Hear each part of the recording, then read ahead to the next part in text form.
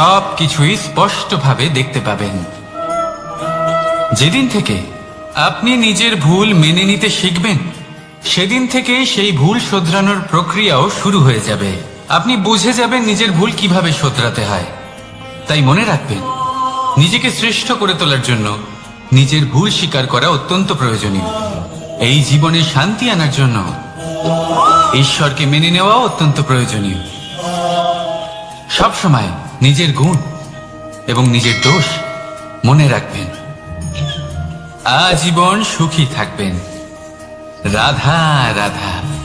আমরা সবসময় চাই যে এই সংসার আমাদের জ্ঞানী বলবে, বুদ্ধিমান বলবে, বুঝদার বলবে, কিন্তু মূর্খ যেন কেউ না বলে। মূর্খ শব্দটা আমরা কেউ শুনতে চাই না, দূরে পালাতে থাকি। কিন্তু একটা সত্যি সবার কাছে অজানা, যে মূর্খ হওয়া হলো বুদ্ধিমান হওয়ার দিকে সর্বপ্রথম পদক্ষেপ।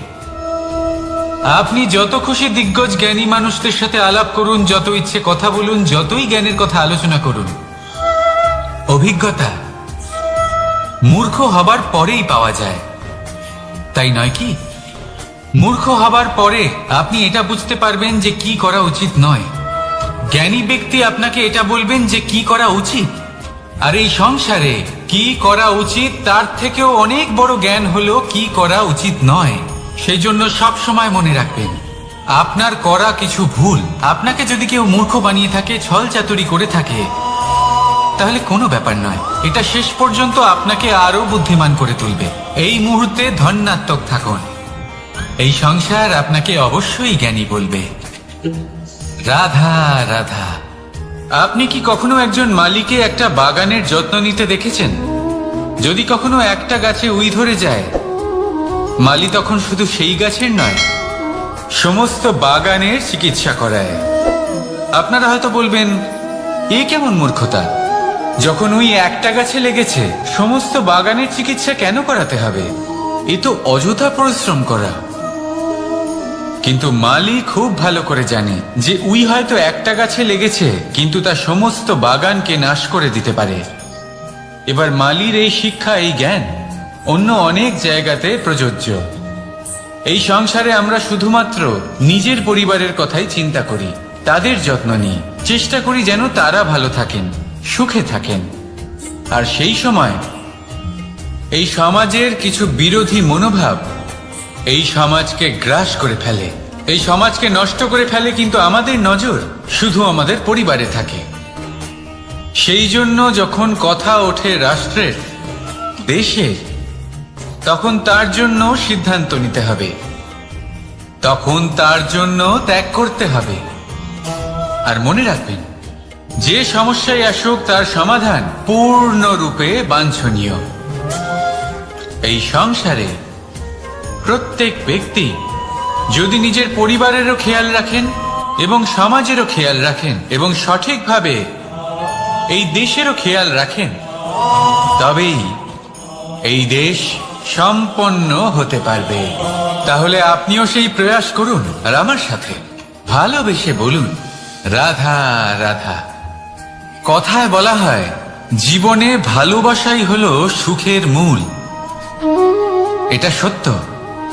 এবার প্রশ্ন হলো এটাই যে এই ভালোবাসা কার সাথে করা উচিত। যদি আপনি কিছুক্ষণের জন্য সুখ পেতে চান, তাহলে ভালোবাসুন নিজের রুচি মতো। যদি আপনি কিছুদিনের জন্য সুখ পেতে চান, ভালোবাসুন নিজের বন্ধুদের। যদি আপনি কয়েক মাসের জন্য, কয়েক বছর বা অনেক বছরের জন্য সুখী হতে চান, তাহলে ভালোবাসুন নিজের পরিবারকে, মাতা পিতা, নিজের সন্তান, স্বামী স্ত্রী, নিজের আত্মীয়দের। কিন্তু যদি আপনি চিরকালের জন্য সুখী হতে চান, তাহলে ভালোবাসতে হবে শুধু নিজের কর্মগুলিকে। কারণ সম্পর্ক যেমনই হোক না কেন, কখনো না কখনো ভেঙে যাবেই। এই সংসার হলো এমনই যে যাদের সঙ্গ আমরা পাই, তাদের সঙ্গ একদিন ত্যাগ করতে হয়। শুধু কর্মই হলো এমন এক সঙ্গ যা কখনো আপনাকে ত্যাগ করবে না। আপনার মৃত্যুর পরেও এই কর্ম আপনাকে বাঁচিয়ে রাখবে। তাই সবসময় মনে রাখবেন, এই কর্ম ধর্ম মনে করে পালন করা উচিত। জীবনের শেষ মুহূর্ত পর্যন্ত কর্মকে ভালোবাসুন, জীবনের শেষ মুহূর্ত পর্যন্ত সুখে থাকবেন। আর আমি তো সবসময় বলি, শুধু কর্ম করতে থাকো, ফলের চিন্তা করো না। তাহলে আসুন আর আমার সাথে ভালোবেসে বলুন, রাধা রাধা। দ্বিধাবোধ।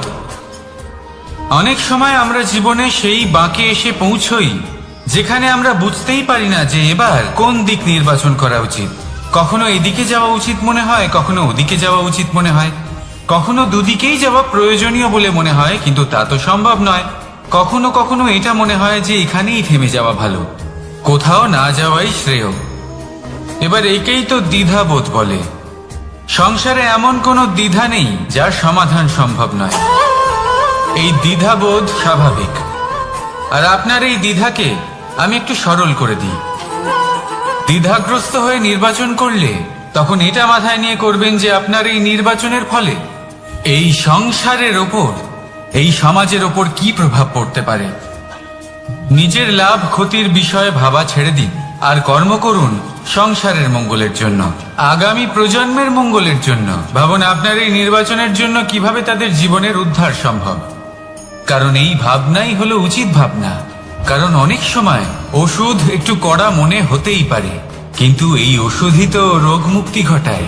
সেইভাবে আপনাকেও এই দ্বিধার মুহূর্তে কঠিন নির্বাচন করতে হতে পারে। এই কঠিন নির্বাচন জীবনে কঠিন পরিস্থিতিও আনতে পারে, কিন্তু যদি এই নির্বাচন ধর্মসঙ্গত হয়, যদি এর দ্বারা সংসারের মঙ্গল হয়, তাহলে এই নির্বাচনই হলো সঠিক নির্বাচন।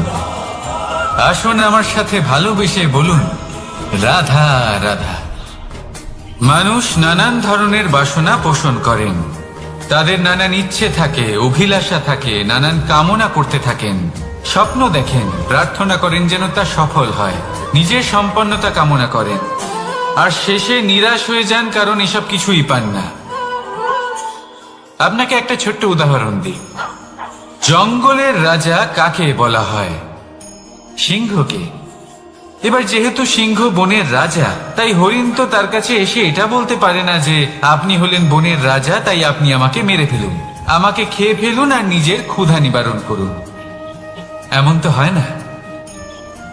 সিংহ যতই বনের রাজা হোক, তাকেও পরিশ্রম অবশ্যই করতে হয়, তবেই তার ক্ষুধা নিবারণ হয়।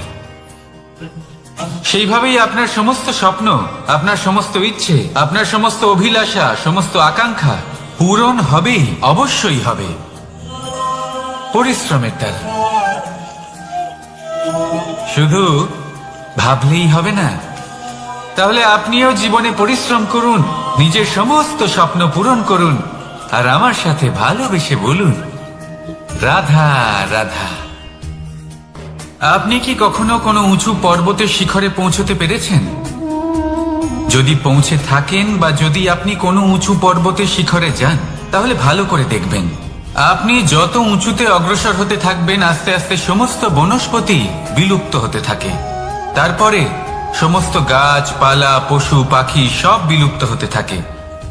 শেষ পর্যন্ত সেই শিখরে থেকে যায় শুধুমাত্র শান্তি, নীরবতা।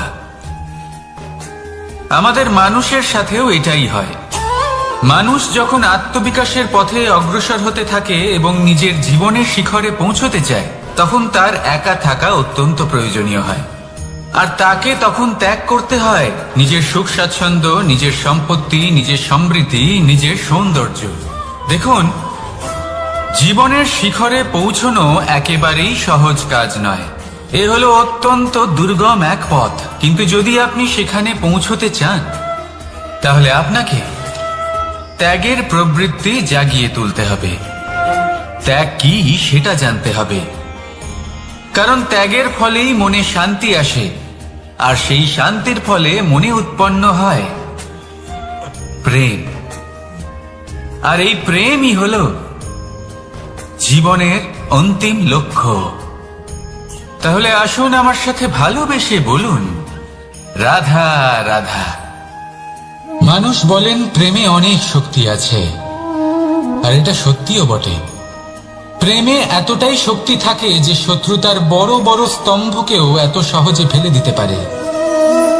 কিন্তু আপনি দেখে থাকবেন, যারা অধিক শক্তিশালী হন তারা দুই ধার সম্পন্ন তরোয়ালের মতো হন।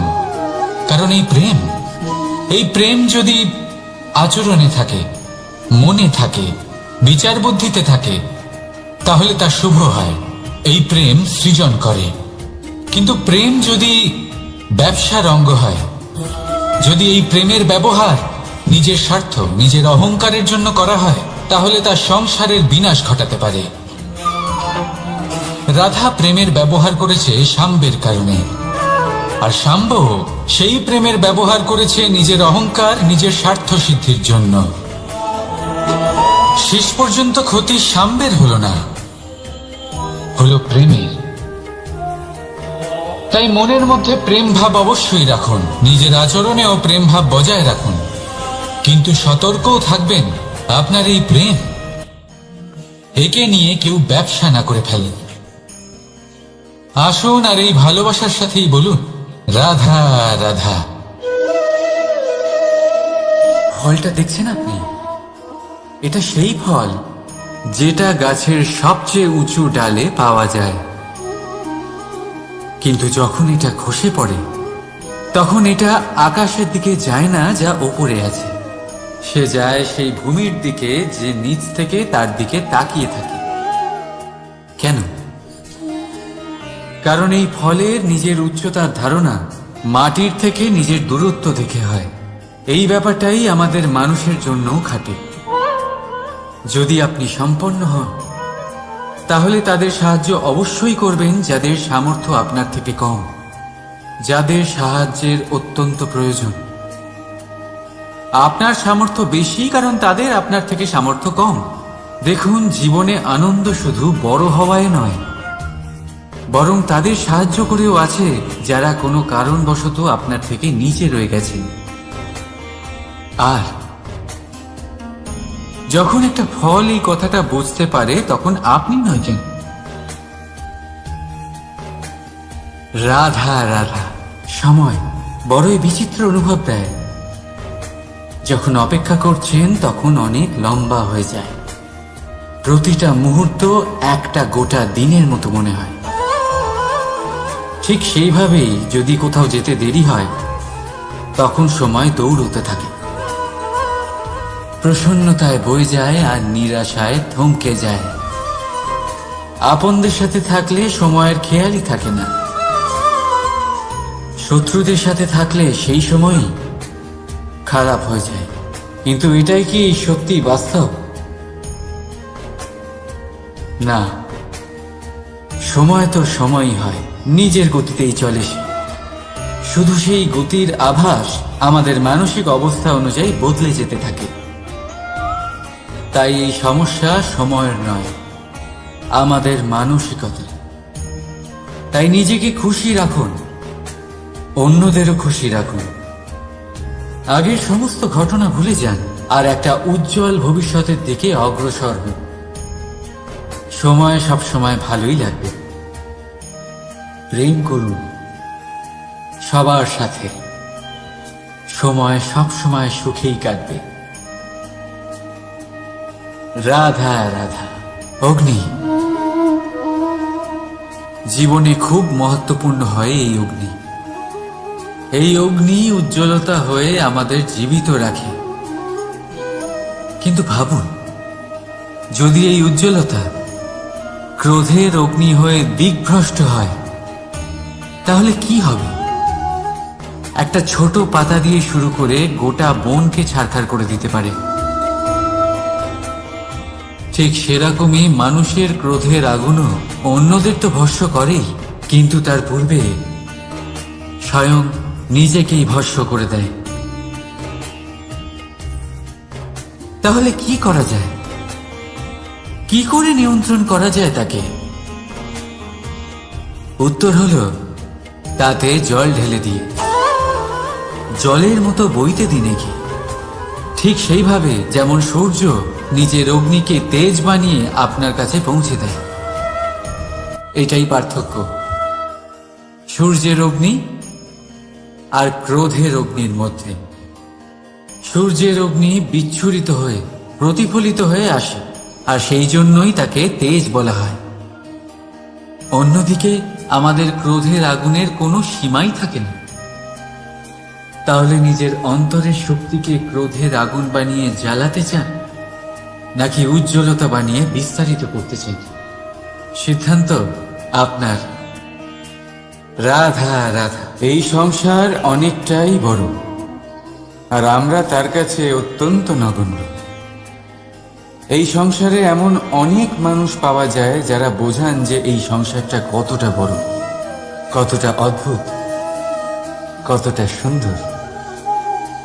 আর এই সংসার রচনা করে পরমেশ্বর কত মহান এক কাজ করেছে।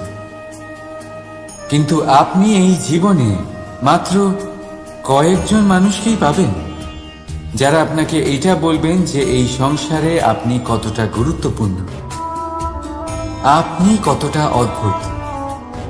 যদি আপনি তাদের সাথে থাকেন তাহলে তারা নতুন কিছু সৃষ্টি করতে পারেন, এই সংসারকে আরো কতটা পবিত্র করতে পারেন। তাই এই সংসারকে গুরুত্ব না দিয়ে সেই মুষ্টিমেয় কিছু মানুষকে গুরুত্ব দিন, কারণ তারাই হলো আপনার আপনজন, আর তারাই আপনাকে সঠিক পথে চালিত করবে। মানুষকে তো বর্ষার স্রোতও বই নিয়ে যেতে পারে, তাকে সাগরও ডুবিয়ে দিতে পারে, কিন্তু গঙ্গা জল সবচেয়ে বেশি শুদ্ধ, কারণ তার কয়েক ফোঁটা মানুষকে মুক্ত করে দেয়। রাধা রাধা। এ হলো একটা পাতলা সুতো। ভাবছি যদি এটা দিয়ে আমি পোশাক বানাই তাহলে নিজের জন্য কত সুন্দর একটা পোশাক বানাতে পারবো। কিন্তু যদি এটা আমি, চিন্তা করবেন,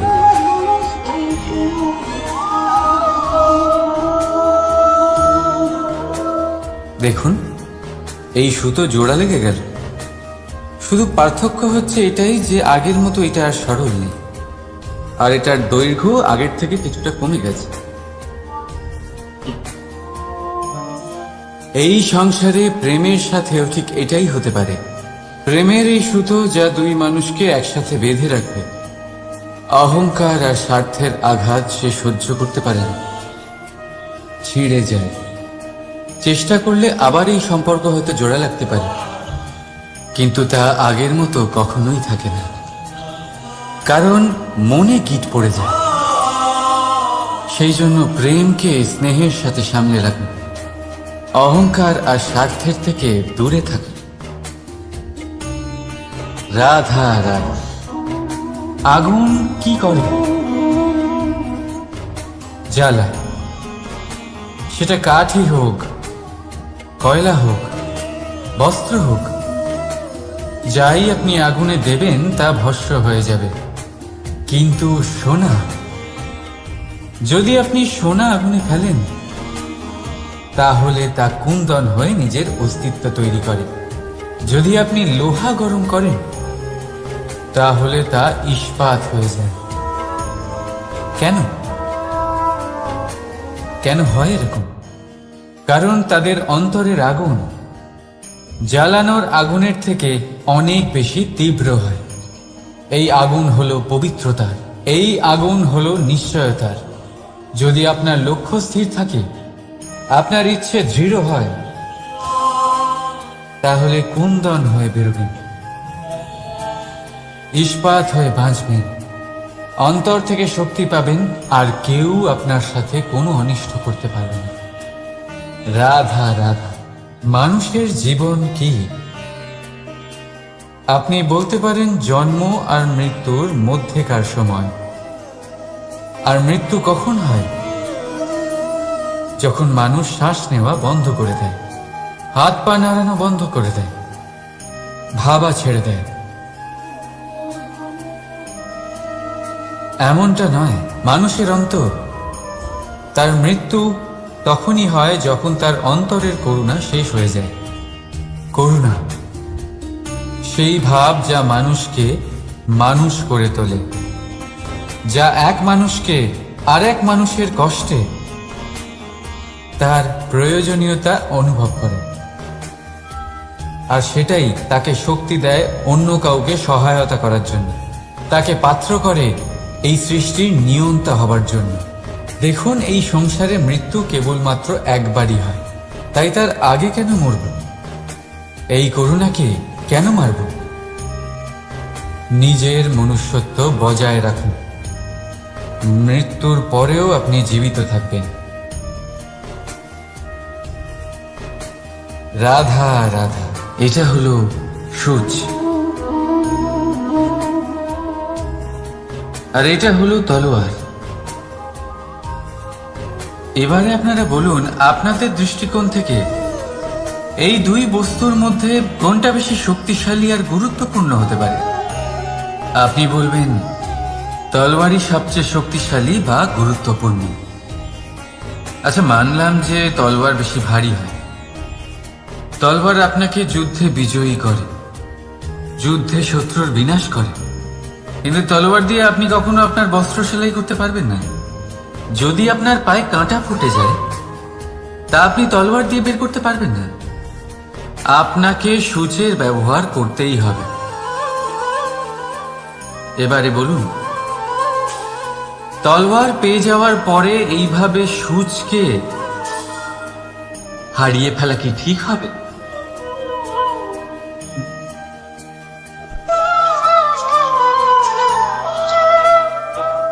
ঠিক সেইভাবেই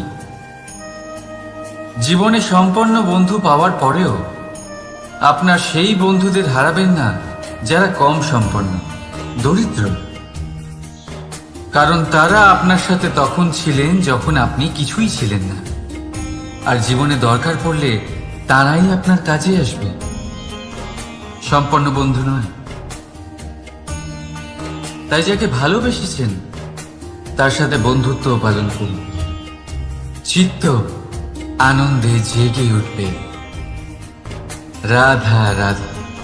পঞ্চমহাভূত জীবন রচনায় এর অবদান অনস্বীকার্য। এই পঞ্চমহাভূত আসলে কি? জল, বায়ু, অগ্নি, মাটি আর আকাশ। এবার শুধুমাত্র জীবন রচনায় এর অবদান আছে তা নয়, শুধু শরীর রচনাতে এর যোগদান আছে তা নয়, বরং এরা হলো আমাদের জীবনের সব থেকে বড় শিক্ষক। এবার আপনারা সকলে চমকে যাবেন, হয়তো আপনারা এই দৃষ্টিভঙ্গি দিয়ে কখনো দেখেননি। আমি আজ আপনাদের বোঝাবো। এদের মধ্যে সব থেকে বড় তত্ত্ব জল। এ আমাদের কি শেখাচ্ছে? এই জল, এর নামই হলো জল, কিন্তু এ কখনোই আমাদের জ্বালায় না, আমাদের জ্বলনের কারণ হয় না। তাহলে কি করে? আমাদের তৃষ্ণা মেটায়, আমাদের শীতলতা প্রদান করে, জীবন দান করে। এর দ্বারা আমরা কি শিক্ষা লাভ করি? যে আপনার উৎপত্তি যেখান থেকেই হোক না কেন, আপনি যেখানেই জন্মগ্রহণ করুন না কেন, আপনার কর্ম সর্বদা শ্রেষ্ঠ হওয়া উচিত। আপনি জলকে যে কোনো পাত্রে রাখুন না কেন, সে সেই অনুসারেই নিজের আকার ধারণ করে নেয়। এর দ্বারা আমরা কি শিক্ষা পাই? এই শিক্ষাই পাই যে যে কোনো পরিস্থিতিতেই নিজেদের মানিয়ে নিতে হবে, নিজেকে সেরকম করে নিতে হবে। যে দেশেই থাকি না কেন, যে স্থানেই থাকি না কেন, যে পরিস্থিতিতেই থাকি না কেন, যে ব্যক্তির সাথেই থাকি না কেন, আমাদের সুখময় হয়ে জীবন অতিবাহিত করা উচিত। দেখুন, আমাদের কত বড় একটা শিক্ষা দিল এই জল, যা আমরা কোনোদিন দেখতেই পাইনি। নিজেকে জলের মতোই করে তুলুন, সুখের ধারায় স্বাচ্ছন্দ্যে প্রবাহমান হতে থাকবেন আপনি। নিজের আকারকে ভেঙে ফেলুন, নিজের সীমা লঙ্ঘন করুন।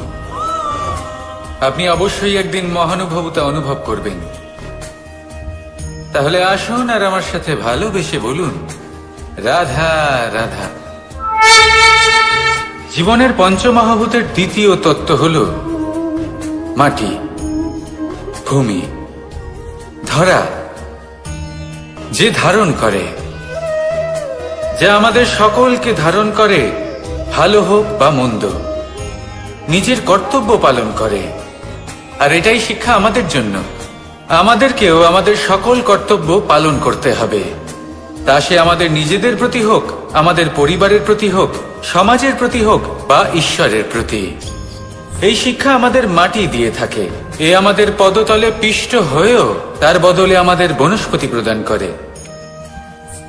অগ্রসর হতে পদক্ষেপ নেওয়ার সময় আমরা পা দিয়েই ধরিত্রীকে পিছনে ঠেলি, কিন্তু এই মাটি আমাদের ঘৃণা করে না। সে আমাদের পরবর্তী পদক্ষেপের জন্য অপেক্ষা করে আর স্বাগত জানায়। আর হয়তো সেই জন্যই এই ধরাকে আমরা ধরিত্রী মাতা বলে থাকি। আর তাই এই পদবী, এই সম্মান, এই ভালোবাসা, এর আকার বা এর ভারের জন্য একে প্রদান করা হয় না, প্রদান করা হয় এর স্বভাবের কারণে।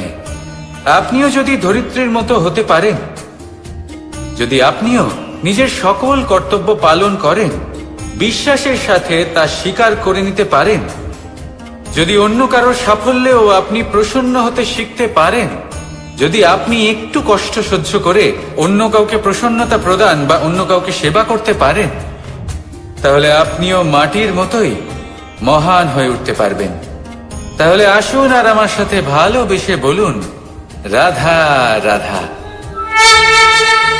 জীবনের পঞ্চমহাভূতের মধ্যে একটা তত্ত্ব হলো বায়ু। বায়ু যাকে কিনা দেখা যায় না, বরং তাকে কিন্তু আমরা অনুভব করতে পারি। আর একে সব থেকে বেশি অনুভব করতে পারি তখন যখন বায়ু কম থাকে। বায়ু যদি লুপ্ত হয়ে যায়, তাহলে তখনই আমরা বুঝতে পারি যে বায়ু তো নেই, এ তো সমস্যার ব্যাপার। এবার এই বায়ু দ্বারা আমরা কি শিক্ষা পাই? এই বায়ু আমাদের এই শিক্ষা দেয় যে আমাদের কখনোই অহংকার করা উচিত নয়। আমরা সকলেই কখনো না কখনো চাই যে আমাদের শ্রেষ্ঠতা, আমাদের যোগ্যতা, আমাদের মাহাত্ম্য এই সংসার বুঝতে পারুক। আর নিজের মাহাত্ম্য প্রমাণ করার জন্য শক্তি দেখানোর কোনো প্রয়োজন নেই।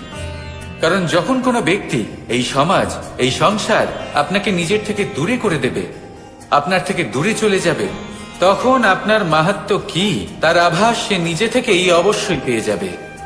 আপনার কিছুই করার প্রয়োজন নেই। বায়ুর মতো হয়ে উঠুন, বায়ু যার কিনা কোনো ভার নেই।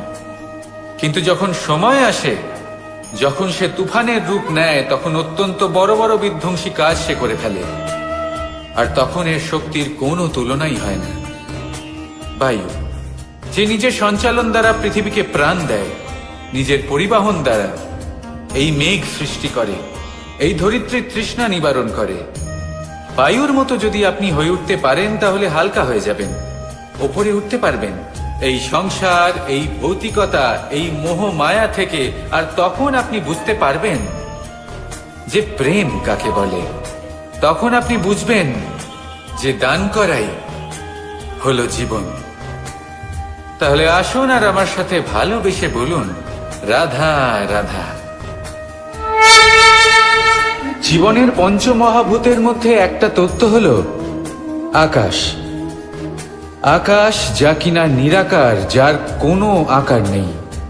আকাশ যা হলো অনন্ত। আর আমাদের সবসময় মনে হয় যে এই আকাশ আমাদের সাথে জড়িয়ে রয়েছে। কেন? এবার এই আকাশ আমাদের জন্য কি না করে। আকাশ আমাদের ওড়বার স্বাধীনতা দেয়। আকাশ মেঘকে ধারণ করে যাতে আমাদের তৃষ্ণা মিটতে পারে। এই আকাশ সূর্য এবং চন্দ্রকে তার যথাস্থান দেয়, যাতে আমরা প্রকাশও পেতে পারি, আবার অন্ধকারও, যাতে আমাদের জীবনে সামঞ্জস্য বজায় থাকে। আকাশের থেকে অনেক কিছুই শেখার রয়েছে। যদি আমরাও আকাশের মতো হতে পারি, আমাদের আপনজনদের সেই স্বাধীনতা দিতে পারি যাতে তারা উঠতে পারেন, যাতে তারা নিজেদের স্বপ্ন পূরণ করতে পারেন, যার ফলে তারা নিজেরাই এই জীবনকে অনুভব করতে পারেন, নিজের পায়ে দাঁড়াতে পারেন, তাহলে ভাবুন আমাদের অস্তিত্ব কতটা বড় হয়ে যাবে। যদি আপনি আকাশের মতো হতে পারেন, তাহলে আপনিও আকাশের মতোই অনন্ত হয়ে উঠবেন। তাহলে আসুন আর আমার সাথে ভালোবেসে বলুন, রাধা রাধা। জীবনের পঞ্চমহাতত্ত্বের মধ্যে পঞ্চম তত্ত্ব অগ্নি। অগ্নি যা জ্বালাতে সাহায্য করে, কিন্তু তা উত্তাপও প্রদান করে। নিশ্চিত রূপে অগ্নি আমাদের জ্বালিয়ে দিতে পারে, কিন্তু আপনি কি কখনো এটা ভেবে দেখেছেন যে আগুন, তাকে নিজেকে কতটা জ্বলতে হয়, তাকে নিজেকে কতটা তাপ সহ্য করতে হয়। ও নিজে জ্বলে আমাদের উত্তাপ প্রদান করার জন্য, ও নিজে জ্বলে আমাদের ঊর্জা দেবার জন্য, আমাদের আলো দেবার জন্য, অন্ধকার পথ দেখানোর জন্য। শত্রুর সাথে মোকাবিলা করার জন্য আমাদের সাহায্য করে নিজে জ্বলে। যখন আমরা কোনো দেবতার জন্য যজ্ঞ করি তখন দেবতার ভোজন গ্রহণ করার নিমিত্ত হয় এই অগ্নি। কত কিছু ওকে সহ্য করতে হয় আমাদের এত কিছু দেবার জন্য।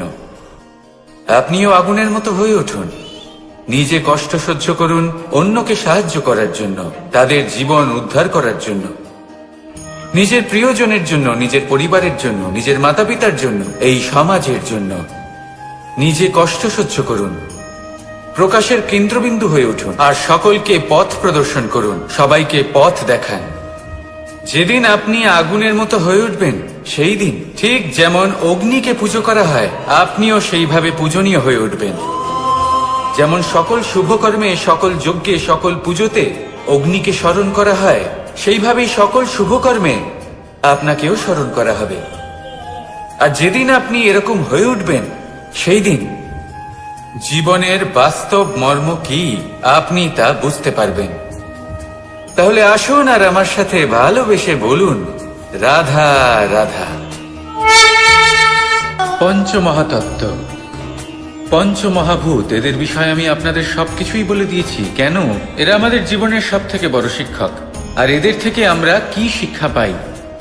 নিশ্চিত রূপে এই পঞ্চমহাতত্ত্ব আমাদের দেহের নির্মাণ করে, কিন্তু একটা ষষ্ঠ মহাতত্ত্ব রয়েছে, এমন এক তত্ত্ব যার না কোনো ভার আছে না কোনো পরিমাণ আছে, কিন্তু তা হলো অত্যন্ত গুরুত্বপূর্ণ, ভাবনা। কেউ একে আত্মা বলে, কেউ একে বিবেক বলে, কেউ একে প্রাণ বলে, আর কেউ বলে চেতনা। এবার এই চেতনা যখন পঞ্চমহাতত্ত্বের সাথে জুড়ে যায়, এক হয়ে যায়, তখন মানুষের জীবনের নির্মাণ হয়। এবার আপনার দেহের নির্মাণ জন্ম থেকেই পঞ্চমহাতত্ত্ব করে দেয়, কিন্তু এই ভাবনা, এই চেতনা, একে আপনি নিজেই এগিয়ে নিয়ে যেতে পারেন। একে দিশা দেখাতে হবে, এর বিকাশ আপনাকেই করতে হবে। কিভাবে? তা আপনার উপর নির্ভর করছে। আপনি এর সদ্ব্যবহারও করতে পারেন, দুর্ব্যবহারও করতে পারেন। এমন এক দিশা দিতে পারেন, এমন সদ্ব্যবহার করতে পারেন যে আপনি নিজেই কোনোদিন ভগবত গীতার জ্ঞান দিলেন। এমন দুর্ব্যবহার করতে পারেন, এমন দিশাও দিতে পারেন যে আপনি হয়তো শকুনের মতোই মহাভারত রচনা করলেন। এই চয়ন আপনারই। শুধু এই চেতনার শুদ্ধতার দিকে বিশেষ নজর রাখতে হবে। যদি এই চেতনা শুদ্ধ হয় তাহলে প্রেম থাকবে, আর যদি এই চেতনা অশুদ্ধ হয় তাহলে বিদ্বেষ হবে। আর আমার মতে সুখ এবং শান্তি প্রেমের দ্বারাই লাভ হবে, বিদ্বেষ দ্বারা নয়। তাহলে আসুন আর আমার সাথে ভালোবেসে বলুন, রাধা রাধা।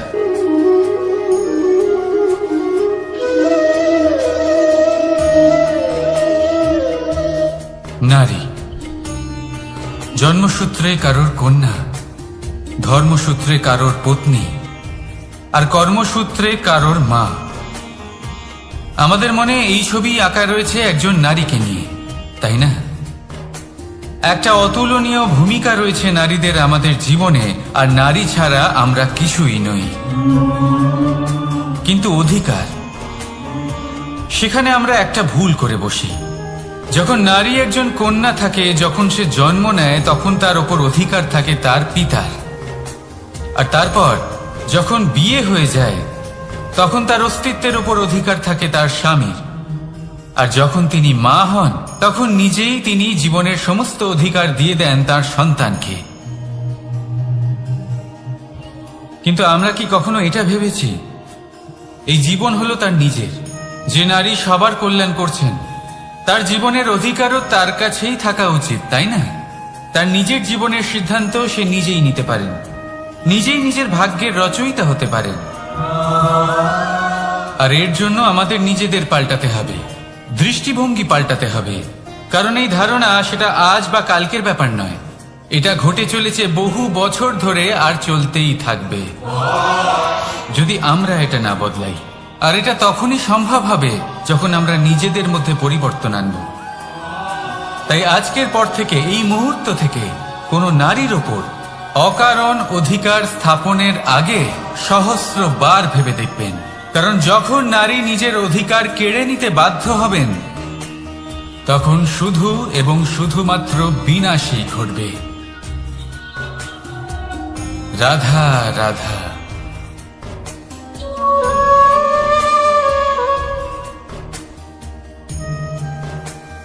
নারী, পুরুষরা যাকে নাম দিয়েছেন ত্রিয়া, কেন দিয়েছেন, কে দিয়েছেন, কেউ তা জানে না।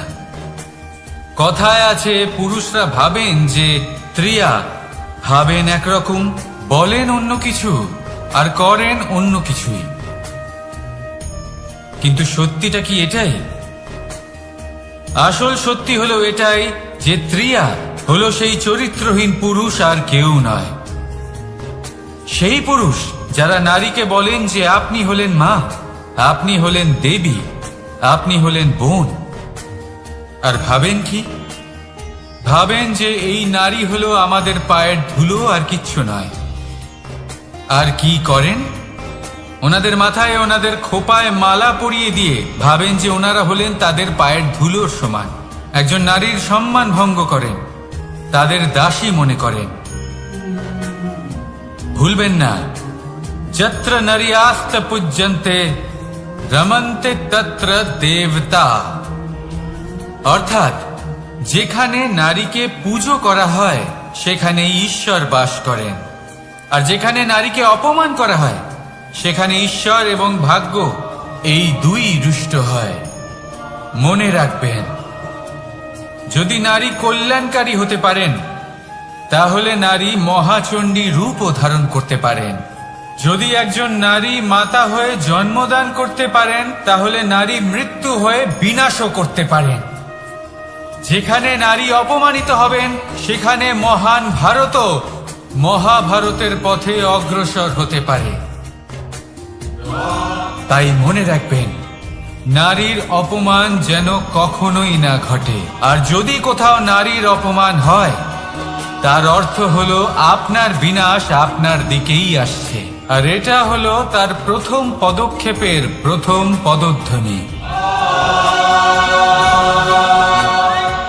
রাধা রাধা। যদি সন্তান কোনো দুষ্কর্ম করে, তাহলে সেই অপরাধ শুধু কি সেই সন্তানের? না, যদি সন্তান দুষ্কর্ম করে, তাহলে অপরাধী তার মাতা পিতাও, যারা পুত্রমোহর কারণে সেই অনুচিত কাজে তাকে বাধা দেননি। অপরাধী হলেন তার পিতামহ, যিনি নিজের কর্তব্যবোধের কারণে নিজের পরিবারের যত্ন নেননি, যিনি সন্তানকে কখনো শাস্তি দেননি। অপরাধী হলেন তার সেই গুরুও, যিনি নিজের শিষ্যের সেই দুষ্কর্ম দেখেও তাকে প্রতিহত করতে পারেননি। একজন হবু রাজার কর্তব্য হলো নিজের প্রজার কাছে সে যেন এক উদাহরণ প্রস্তুত করতে পারে। কিন্তু যদি এত অনুচিত উদাহরণ প্রস্তুত হয়ে থাকে, তাহলে মা বাবার, বাড়ির বয়োজ্যেষ্ঠদের কর্তব্য হলো ওনারা যেন সেটা সেখানেই থামান,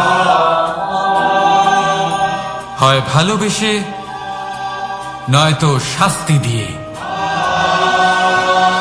যদি না থামানো হয়, তাহলে মহাভারত অবশ্যম্ভাবী। অনেক ব্যক্তির মনে একটা প্রশ্ন জাগে আমাকে আর রাধাকে নিয়ে।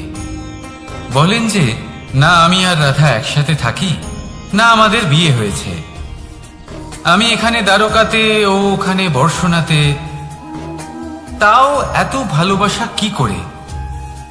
এ কেমন সম্পর্ক? আমি তাদের একটা সহজ কথা বলতে চাই। আপনি কখনো আয়নার দিকে দেখেছেন? নিজের দুই চোখের দিকে তাকিয়ে জিজ্ঞাসা করুন, এই দুই চোখ একসাথে কেন বন্ধ হয়, একসাথে কেন খোলে, একসাথে কেন ঘুমোয়, একসাথে কেন কাঁদে?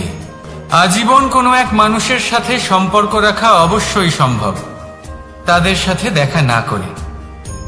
আমার আর রাধার ভালোবাসাও কিছুটা এরকমই, আর কিছুটা এরকমই হয় ভালোবাসা দুই নয়নের মতো, যারা কখনোই মিলিত হবে না, কিন্তু চিরকালের জন্য একসাথে জুড়ে থাকবে। এই অনুভূতি